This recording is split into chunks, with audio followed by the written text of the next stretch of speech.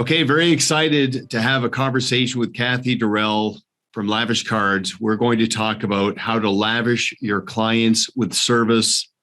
The goal is to talk about at least 7 actionable, proven strategies that are both timeless and timely that lead to client loyalty, client engagement, and client advocacy. So, hi, Cathi. Thanks for being here. Hi, Duncan. Thanks for having me. Great to be always on with you. Oh, well, thanks. Nice little plug there. I appreciate that. There you go. So, Cathi has an unrivaled window into the world of relationship management. And I just want to remind everybody, because I talk about this all the time, that you manage 3 things. You manage money, you manage a business, and you manage client relationships. You manage how they perceive you, how they describe you.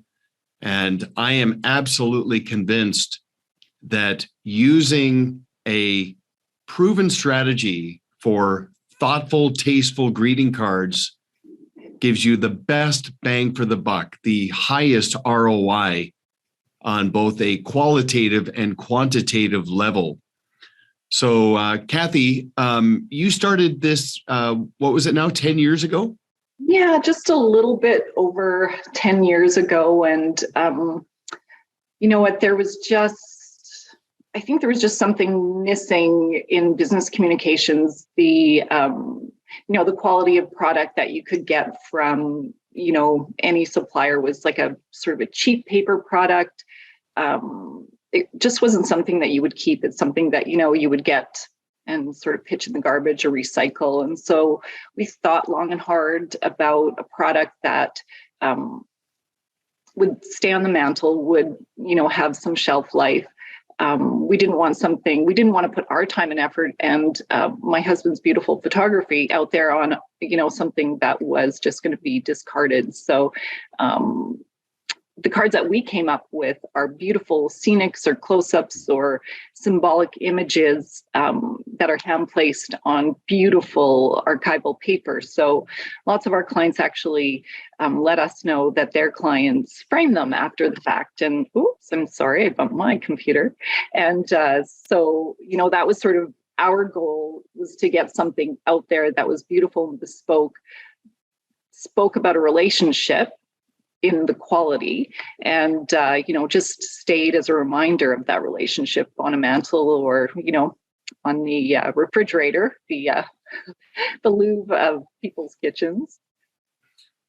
And yeah, exactly. And 10 years ago is when it seems like technology started finding another gear, and the advent of digital sort of greeting cards amped up.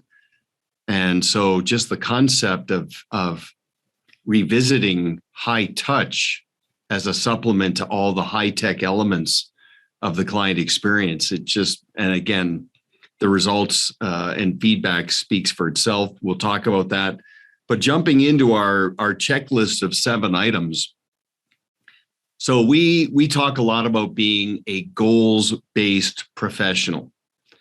So your clients, fee-for-service financial professionals, and other knowledge-for-profit professionals are goals-based, which ultimately means upfront they know what matters to their clients. But the premise here is that when a client achieves a goal, it's a great idea to pay tribute to that achievement. And so just recently, I've been talking to financial professionals about these critical life events that occur in their clients' lives. So a client has a kid that gets accepted to a great school. The family, the mom and dad retires and they buy themselves a little motorhome. They sell a business. They acquire a vacation property. It's a great idea just to celebrate that achievement, to punctuate what it means to be a goals-based professional. That's a proven strategy, right? Right. Yeah. And I think, sort of, wedging yourself in there into, it's not everyday life, but just being involved in, those celebrations or, those milestones, I think is really important. It's something that, we're so busy just doing the business of business that sometimes we forget that, those personal touches just set us apart from, our competitors or, not even competitors or from our clients looking elsewhere for a better product or, a better professional. So I think being involved and, making those notes and knowing when to sort of involve yourself in your clients, day-to-day lives or like those, excellent moments is important. I like that phrase, involve yourself. And it's interesting because, back in the 90s, Bonnie Raitt had a great song, Give Them Something to Talk About. And if you jump to the end, if you think of KPIs, so key performance indicators, the KPI every professional should strive for is when you send a card to celebrate and involve yourself in a milestone or an achievement, and the family talks about it. And my favorite is when, and this actually happened, when a mom received the card from a financial professional and said to the dad, who is the primary person in the family interacting with the professional, she said, how did he know that this is going on in our life? And that prompted him to send a card to help us celebrate. And the dad said, well, honestly, it's their job to know what's going on in our life. And it's their job to know what matters to us and when we achieve something. That is a powerful galvanizer in a relationship with a family. Yeah. And, I think there's a great marriage between, modern technology and modern communication and, the traditional, which is, a greeting card. And greeting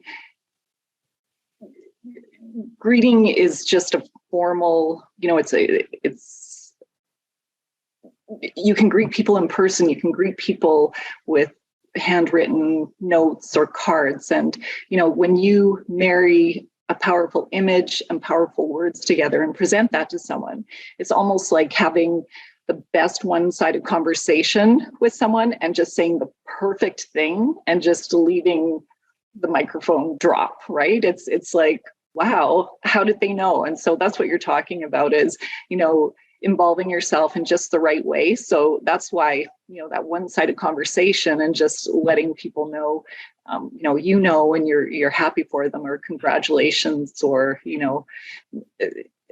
that's just a really important thing to do for people. And I think we've forgotten about that with the speed of technology and the immediacy of being able to pick up the phone, which people hardly ever do. I think greeting cards come just below picking up the phone and talking to people now too. So, texting people or emailing is more the norm. So I think something that's surprising and just sort of lands in the whole entire, household is really important and forgotten. Okay, so interesting you should say that, because jumping from sort of theoretical to experiential. So I literally this morning, I was told a couple of days ago that a friend of mine who I've known for 40 years is coping with a significant health issue at a very key point in his life. And, just heavy. So I got on the phone with him today, but here's what's interesting, because I knew we were going to have this conversation. Before I picked up the phone and called him, I reached into my drawer where I have my stockpile of Lavish Cards, and I instantly grabbed this one, which that's the Three Sisters in the Rockies, right? Three Sisters, yeah. Right. Now, he is from Alberta, and I know he's been there. He lives in the eastern part of Canada now. But, it was amazing. I was just about to call him, and I grabbed this card, and it occurred to me that it's an experience for me to start thinking about what I want to say to him. Because he's in a battle, and this had an emotional impact on me for many reasons. And then it occurred to me, because I like lumpy mail. So, when you receive something in the mail, you realize there's something inside beyond just the thing. So, I love silver. And I love silver too. I know you love silver too on many levels. But it's funny.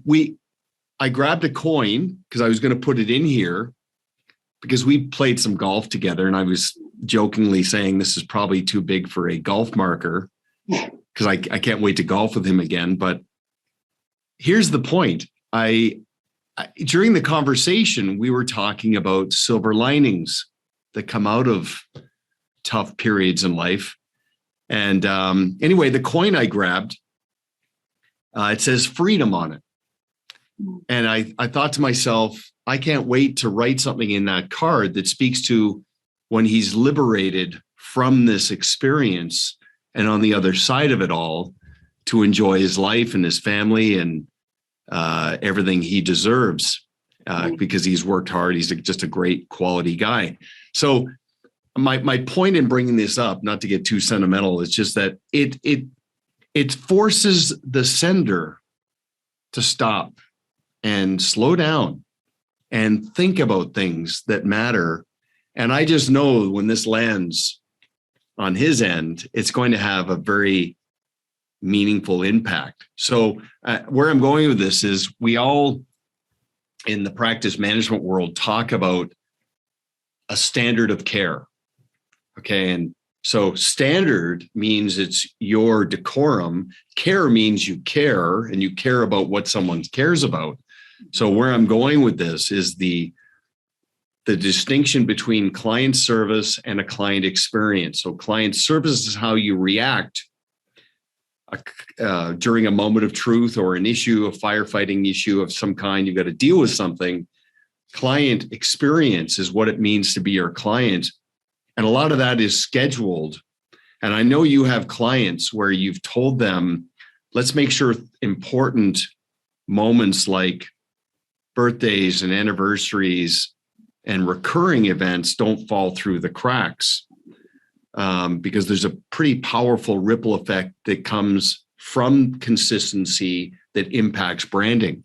So does anything come to mind on that concept?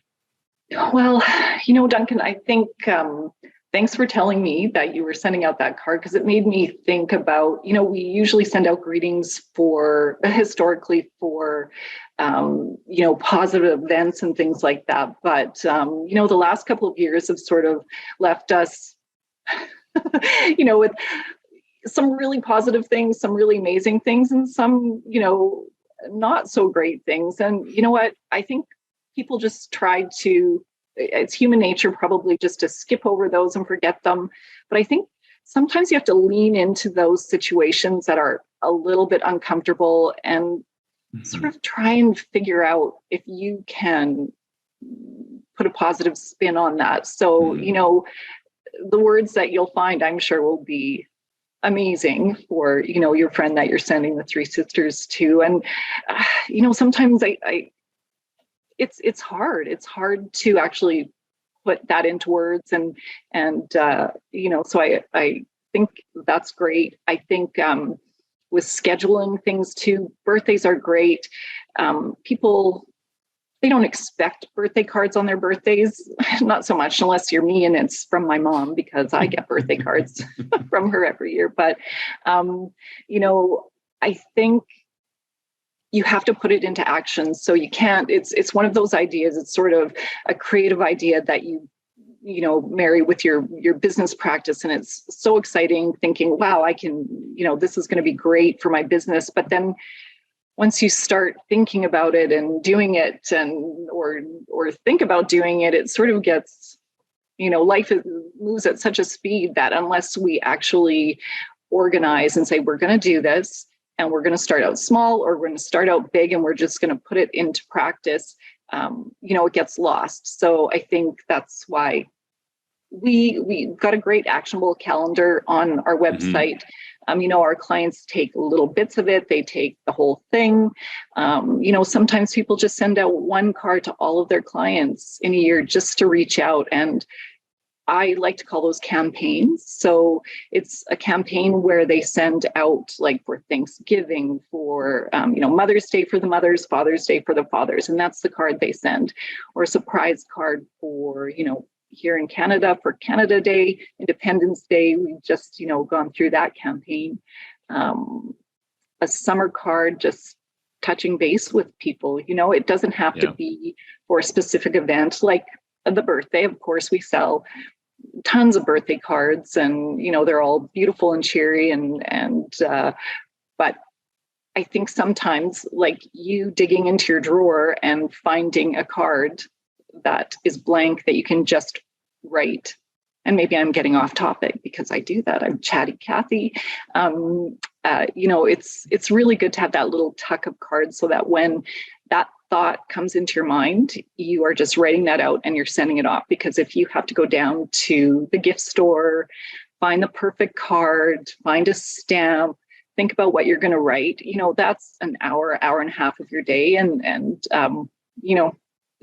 time is our most valuable asset. So if we can be prepared for those moments in advance, I think we're more likely to put them into action. Well, you bring up an important point about consistency and not letting things fall through the cracks. And that is our next strategy, actually. And that is engage the team in this overarching philosophy and process, because I know you tend to work with a lot of team members, right? So CSAs, client service assistants, and associates and things like that. And they have profound interactions with the clients. And some of those clients tell team members things that they don't tell the lead. And things that clients reveal to a team, that's chemistry, that's proprietary information. And there could be some nuggets there that can be acted upon. Do you have any examples of that? Well, I love teams that are made up of females and males, because we all have different perspectives. And, sometimes it's easier for a female to send a card on Valentine's Day. We'll just say something, like that. And we do have a team that the advisor, so I'm working with a financial advisor, and his assistant is Jeannie, that I worked with for a million years. And she is so involved in, in all of the mail outs and things like that, and the client communications. And she actually is the one that sends out the Valentine's Day card. And it's not from both of them, it's just from her. So it's kind of a cool thing to, find sort of your niche that works for you in your office. I mean, I think if my financial advisor sent me a flowery Valentine's Day card, I'd be like, okay. But you know what? Maybe if he took the image and the words that are inside and put those together and made something that made a connection between their group and home. It's just those surprising moments. So yes, the birthday cards are great, but I like surprising moments and just stuff that's out of the blue. So it's a surprise when you actually go to your mailbox and you're sifting through all the hardly even get bills anymore because they're all online. So you're getting flyers and things like that, and then you get this beautiful linen envelope with handwritten my name on it, and it's like, okay, I can't even wait to get home to open up that piece of mail. So with an actual stamp on it, it's like, oh, what is that thing? Stamp. Yeah. I'll tell your financial professional to send you out Oh, St. Patrick's Day card. a St. Patrick's Day card. Yeah, that would be probably more That would be appropriate. perfect. That would be perfect. We do have,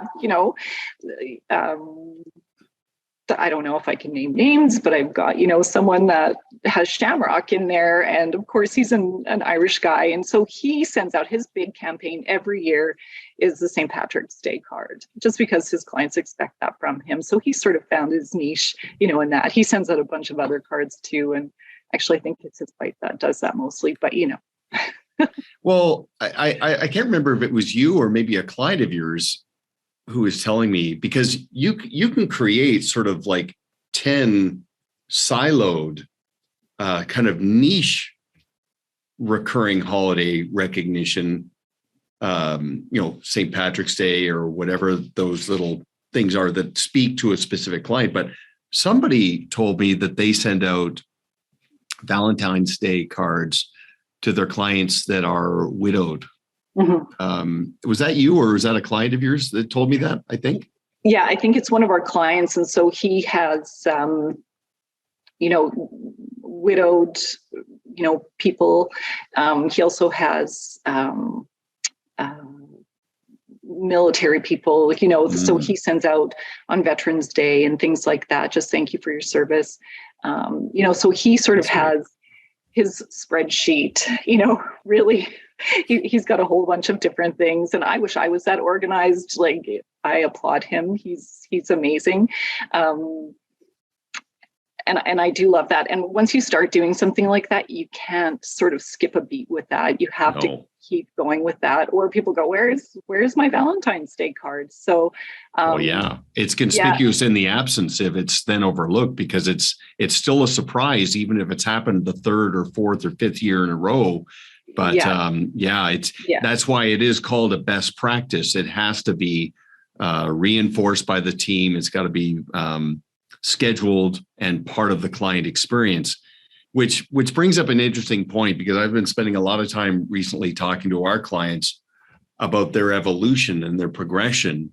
And there were certain things they did when they got into the business that gave them professional contrast and really elevated their abilities and fee worthiness. So things they did when they got in, then they stepped it up to stay in and grow up market. Now we're talking about things you need to do to thrive in. But what's fascinating is the things we talk about that they used to do that worked really well, and then they stopped doing it. It worked so well, you stop doing it. And it's part of that whole squirrely idea thing, where many people we talk to, they consume so many ideas. They've never heard an idea they didn't like. And unfortunately, is when you adopt an idea or a best practice, sometimes something has to give and gets dropped. So what's interesting is, last time you and I were talking about this, you were talking about sort of easing back in. So somebody agrees, okay, I used to do this, it got a result, I stopped doing it, I want to start doing it again, but it kind of seems like work, I'm already busy. So what's a best practice to sort of ease back in to this absolutely, fundamentally sound idea?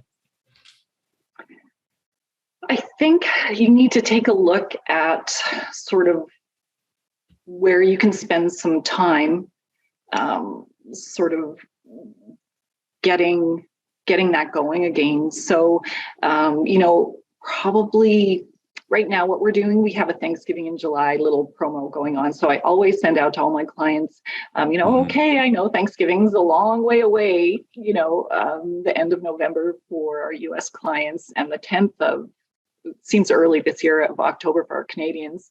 So just gets them thinking about, cleaning out their databases, thinking about who they want to send these cards to. So is it their top 10%, clients, their 20%?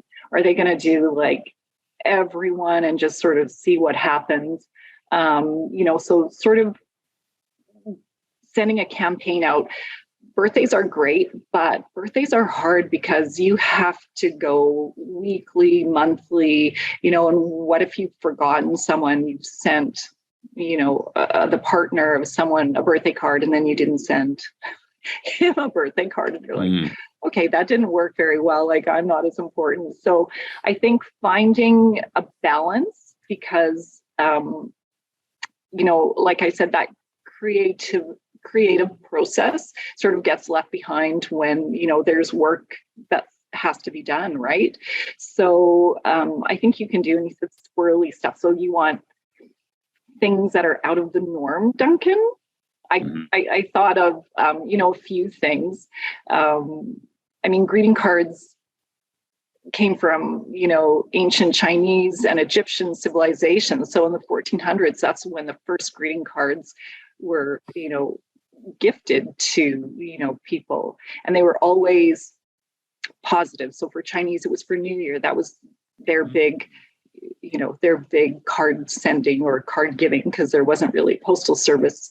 And then, and we talked about this too, because I was surprised when I found this out, that in sort of the early 1800s, sort of Jane Austen times, that the receiver of a card or a letter was actually the person that paid for the postage.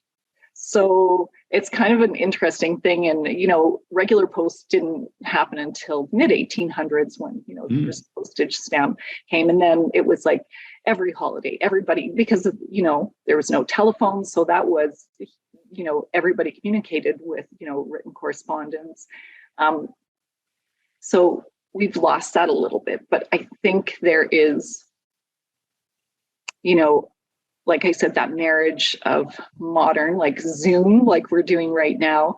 And also, I'll probably have to send you a card after this one, I don't get, just sending that out as recognition. And it's sort of a higher level of recognition, because when somebody gets that card, they know that you've had to take time out of your day. You've had to think about what you're putting in and actually find a mailbox and a stamp and, send that off. It's not as easy. I was thinking of, how old fashioned greeting cards are, and people used to send, with long distance relationships, they would send, a love letter and a card and, spray it with their fragrance. And I went, you know what, why haven't I suggested for someone not to spray it with their perfume, but to use like a winter scent, like a pine scent or something. I know lots of people have some scent issues, but it's like, you know what, that's kind of a squirrely idea. Or, a pumpkin pie scented cards. We have one client who actually hand delivers pumpkin pies to their clients. And so we don't have a pumpkin pie image. So we encourage them to take a photo, because they're at this bakery that's probably 70 years old. And so in front of that bakery, I had her hold a pie up and we put it on the front of the card. So I think this year I'm going to actually suggest that she sprays it with pumpkin pie scent. Well, multi-sensory marketing is a thing. Like you think about that new car smell, you think about like a, lumpy mail. These all trigger people to think about things, and there's an emotional response. So I think they're good ideas. And I do want to come back to some innovations there in a moment, because there's ways to reimagine the whole exercise of sending cards, like you were touching on there. But I wanted to jump to something that, and I just call this idea, it's related to canaries in the coal mine. These are little indications. They're sort of mid-course corrections or reminders of why relationship management is so important. So here we are, it's 2022. Hopefully we're towards the tail end of this bizarre disruption. And now we're entering into this period of volatility. And, there's all kinds of things that a volatile market environment creates. For best clients, like this is what advisors tell me. Their best clients, when they call, they're not calling about anything else aside from how are you doing. So they'll ask the advisor, how are you doing? It must be a little bit crazy for you right now. You must be very busy. I'm just checking it up on you.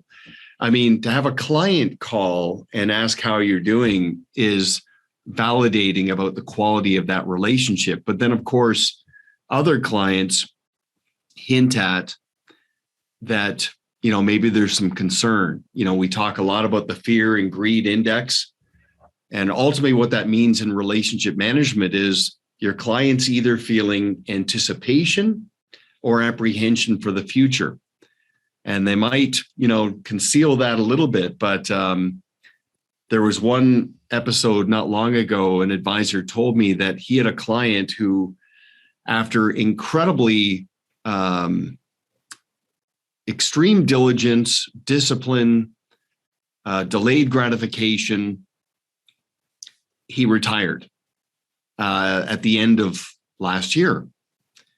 And right on cue, a couple months later, the statements start saying, okay, you're down 10%, you're down 12%. And the client literally said to the advisor in a conversation, am I going to be okay? Like, am I going to outlive my money? Like, are we set?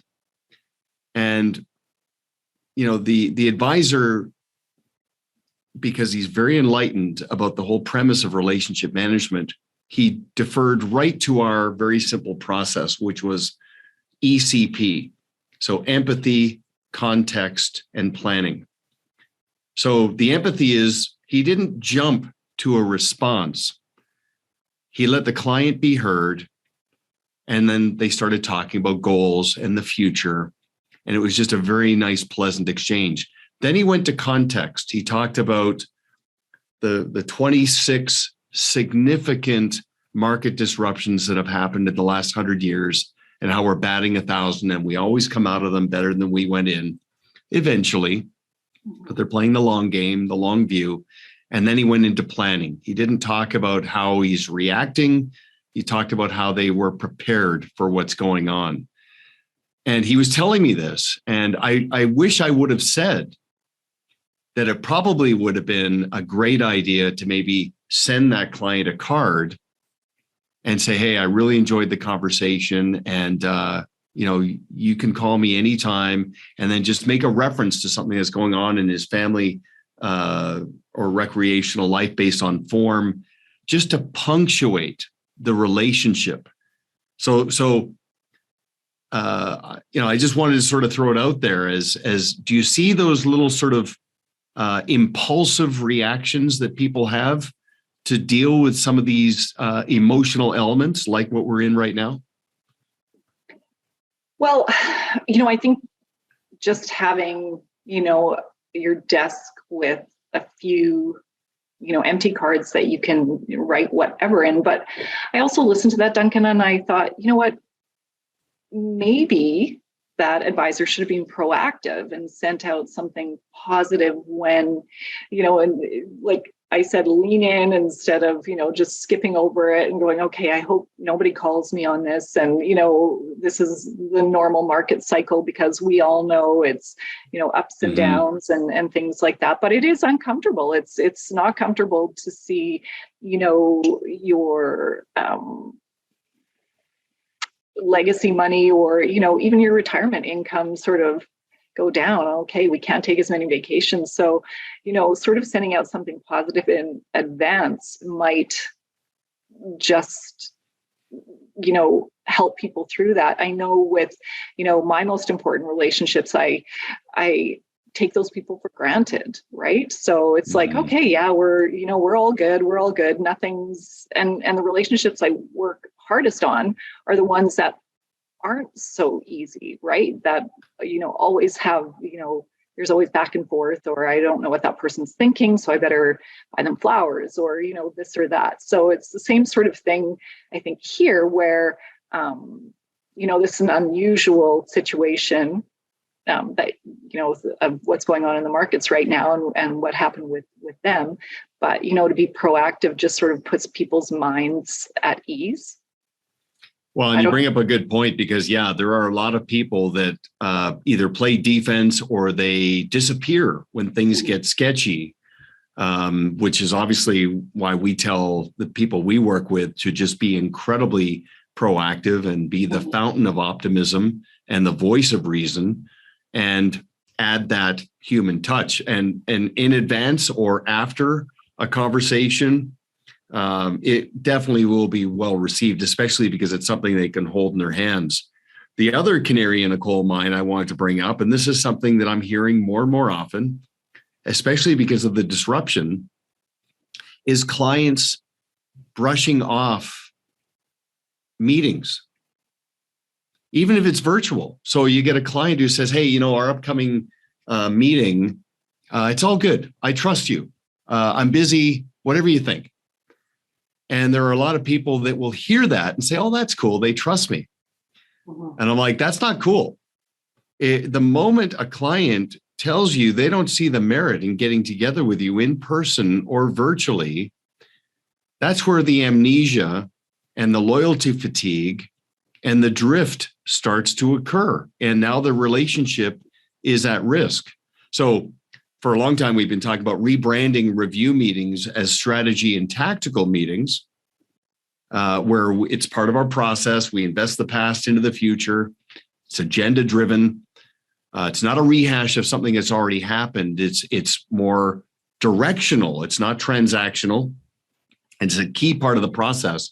But I've got to think that sending a card, and maybe you're right. I mean, the gold desk mentality, the brand within the brand sort of mindset, where it's like, okay, my most deserving clients, the top 20%, after a strategy and tactical meeting, I will send a card thanking them, telling them how much I enjoyed meeting with them, highlighting a couple of key points that they mentioned, and maybe including a summary of the conversation framed in form and aspirations as an enclosure within the card, would be a nice way to ensure that clients are rekindled in terms of their appreciation for those meetings.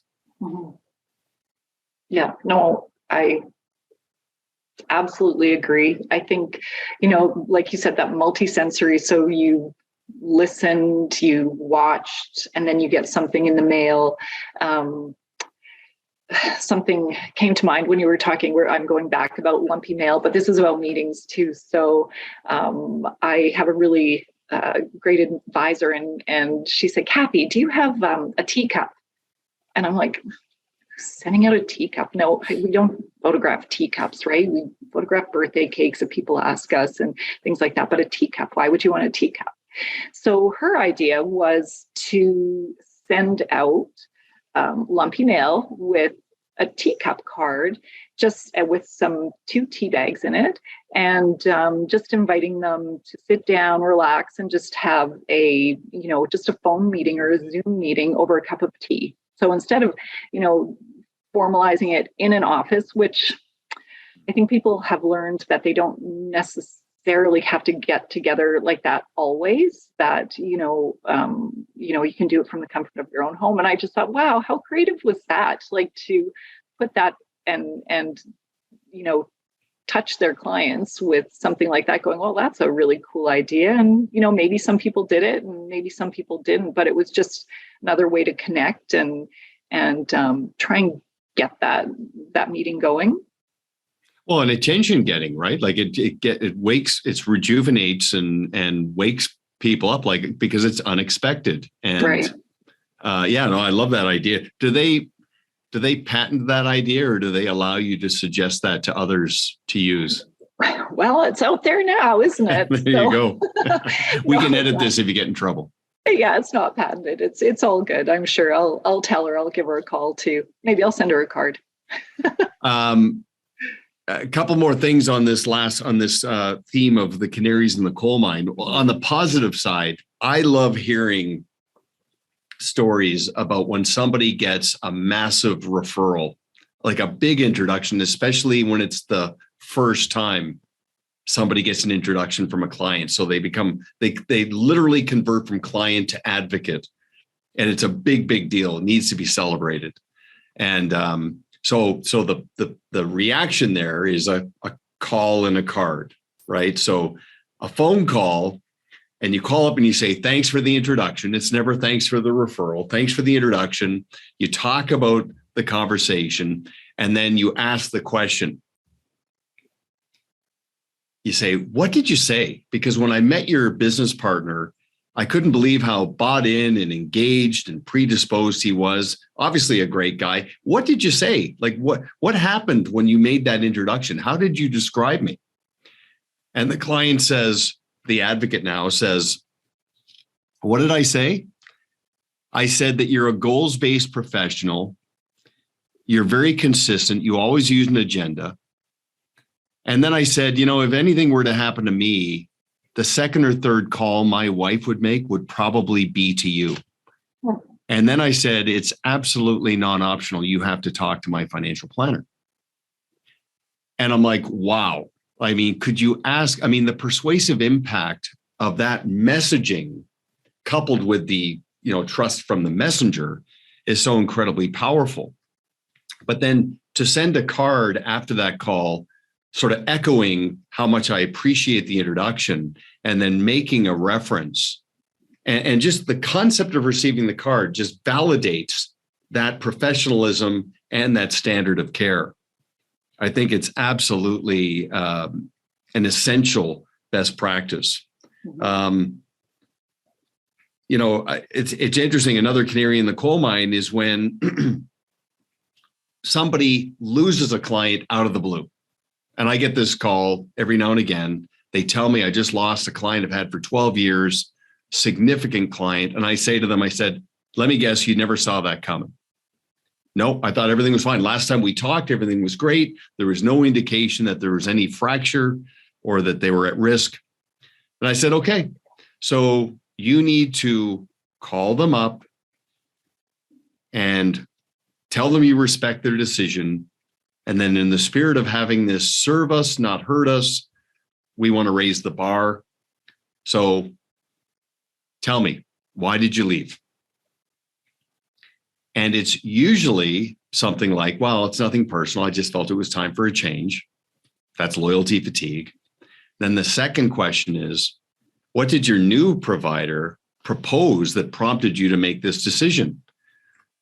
And this is where it gets interesting. And they start to reveal things like, well, honestly, you've got too many clients and my life has changed so dramatically. I sold my business. My needs are more complex. I need a deeper level of service or something like that.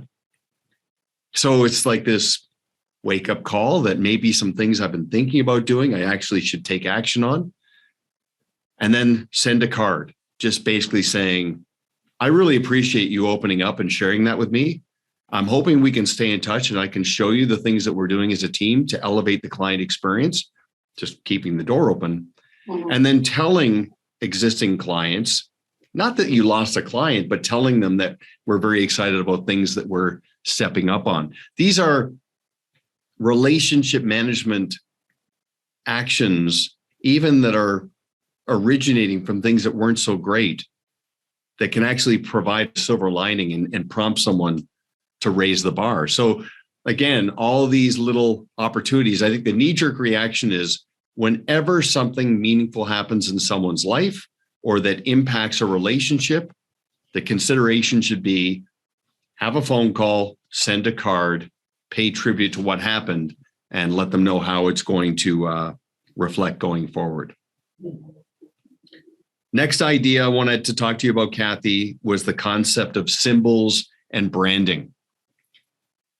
So branding is such a powerful driver for professional contrast.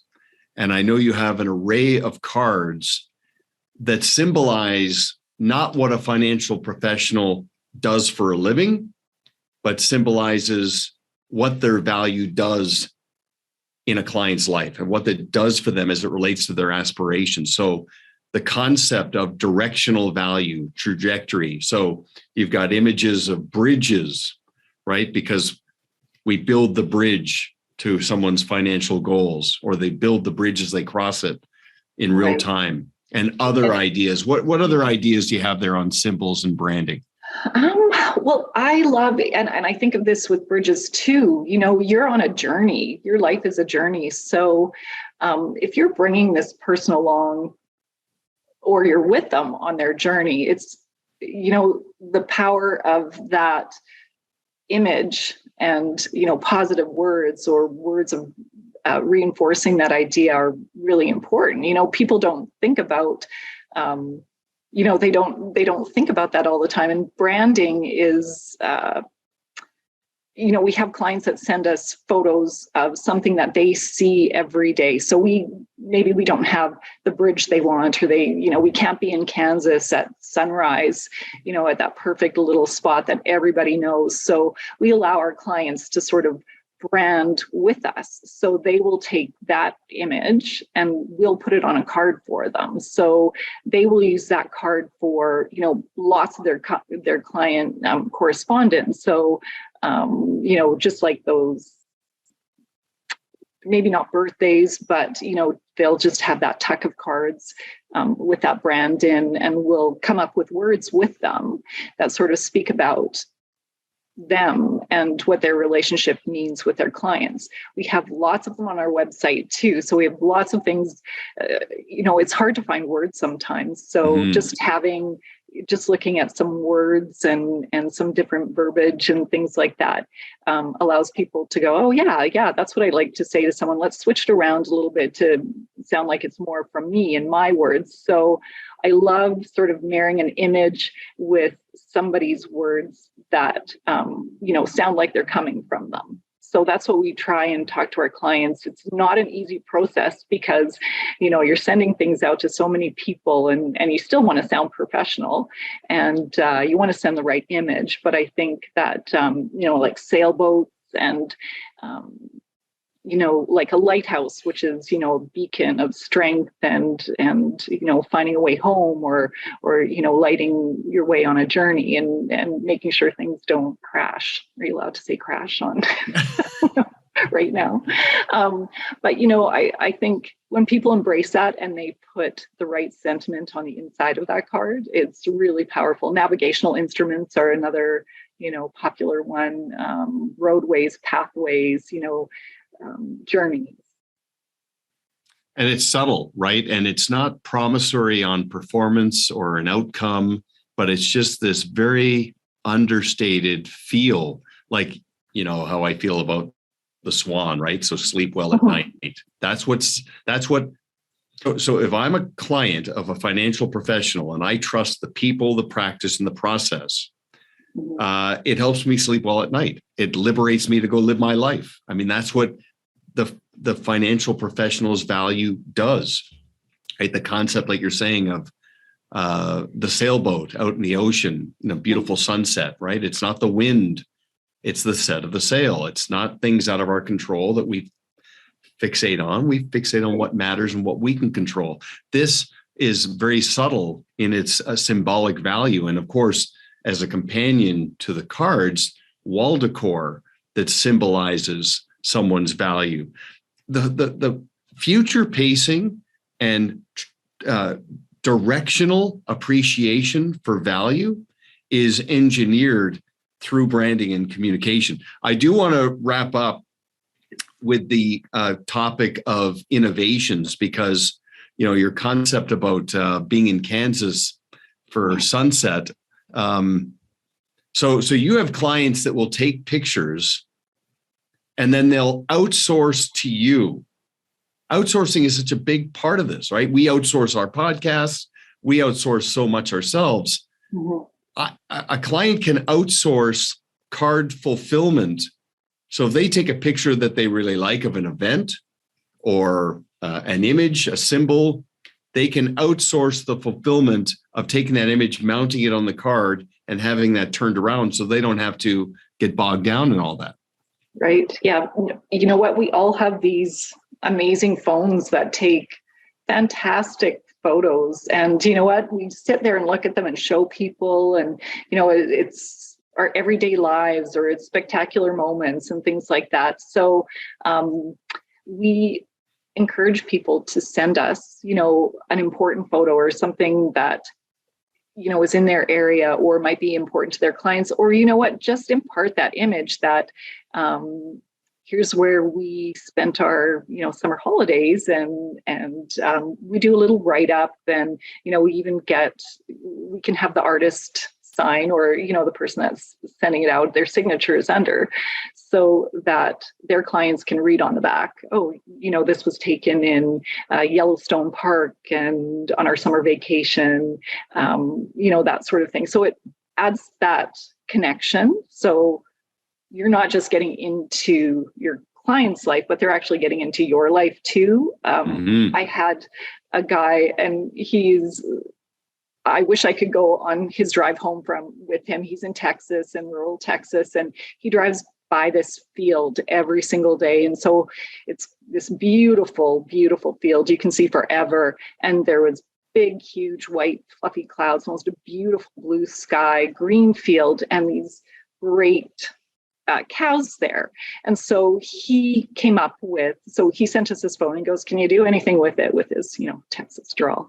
And I'd like to send out thank you cards, and, the thank you card, but he had this saying that he would be grateful till the cows came home.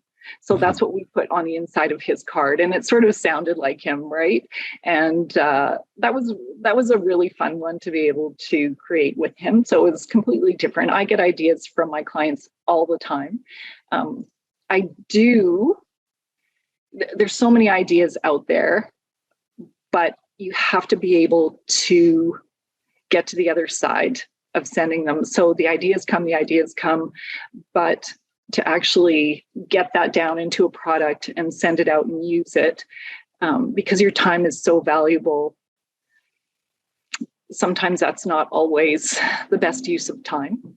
Yeah, just outsource it and put more sand in your hourglass, right? And just liberate yourself. I got to tell you a story. So I know this substantial team, like there's like 17 people on this team, and they're doing very, very well. And they hold a shredding event in their parking lot.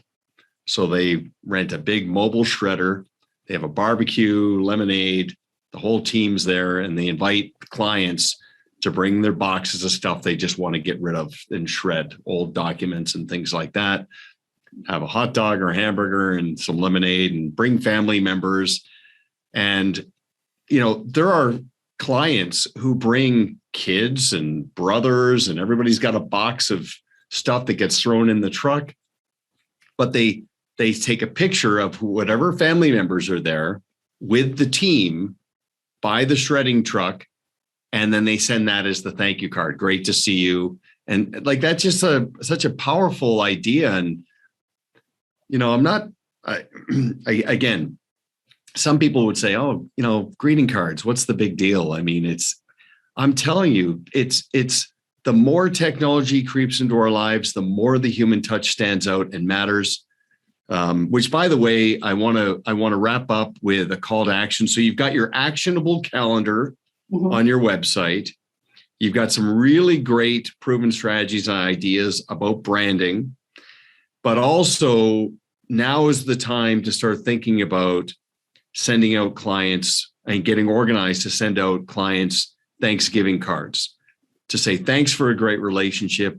Have a really great weekend with your family. So now's the time to start thinking about that. It's July. It's July, and we know how important it is. So it's one of our big sort of promotions we do, a gift with purchase, every July with anyone that sort of thinks ahead and isn't calling me up at the beginning of November going, Cathi, what do you have in stock? And I'm like, we don't have anything in stock. Everything's handmade. So let's get this going. Let's make it perfect for you. But order in July next year. Okay. Start thinking about July. Because, for me, the Thanksgiving card is not a typical, people don't get a ton of Thanksgiving cards, but friends and family are always together. Neighbors are over, everybody's celebrating. So when that card is sitting there and it's, people go, oh, where did you get the card from? It's the only one that's out there. And it's, Glenn shoots a ton of really beautiful fall images to sort of celebrate, that season. So for me, it's a no-brainer. If it's the first time you're using greeting cards, send out the Thanksgiving card, see what kind of result you get, like what feedback you get from your clients. But yeah, feel free to call me up. And, our team is always willing to work with people. I mean, no idea is just like no piece of art is completely unique. That idea is been around forever, but just sort of re-implementing it into, a modern business practice, I think is really important. I know your clients generally get a sort of bonus consultation with you just for some ideas around messaging and themes and things like that. Are you the origin of the term Chatty Cathi? Did that come from you?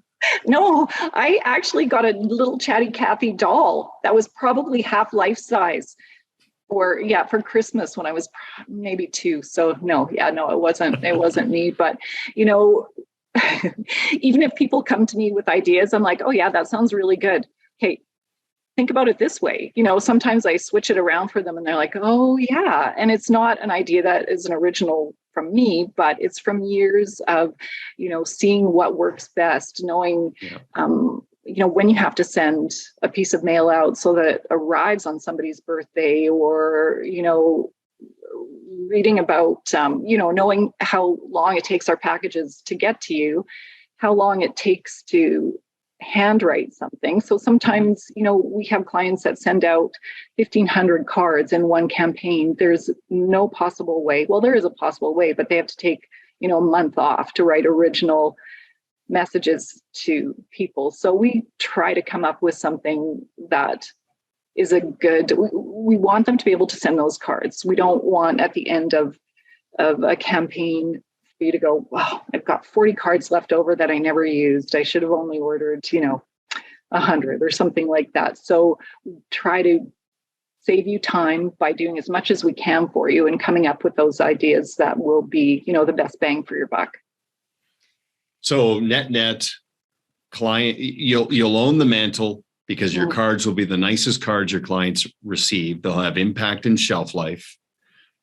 It's not just a greeting card. Remember, like, we're not marketing to ourselves. Like, we're in the business of relationship management, but on the receiving end, Thanksgiving card might be the only card they get. You might send out 100 or 500 of them and say, okay, I'm just sort of going through the motions here. But on the receiving end, it's going to stop people in their tracks. It's going to open up a conversation within their family, and it's going to galvanize the relationship. And there's just so many ideas that Cathi has. So visit lavishcards.com, access the calendar, the actionable calendar, have a conversation with Cathi, start thinking about the cards you're sending out to pay tribute to introductions, onboarding, moments of truth and milestones. And then, of course, Thanksgiving is absolutely essential. So, Cathi, I really appreciate your time. We're going to break this up into segments, individual strategies for people above and beyond just the complete archive. But I'm really glad you made the time to join us on this call. Have a good one.